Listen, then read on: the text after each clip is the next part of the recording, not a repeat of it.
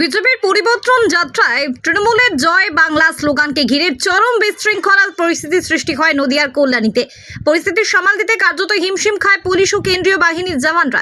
রাজ্য জুড়ে চলা বিজেপির পরিবর্তন যাত্রার রথ গতকাল এসে পৌঁছায় কল্যাণীতে। বিজেপি নেতা কৌস্তব বাগচি সহ অন্যান্য বিজেপি নেতারা এই পরিবর্তন যাত্রার রথে উপস্থিত ছিলেন। ধীর গতিতে গাড়ি যখন এগোতে থাকে সেই সময় হঠাৎই তৃণমূলের কর্মীরা জয় বাংলা স্লোগান দিতে শুরু করে।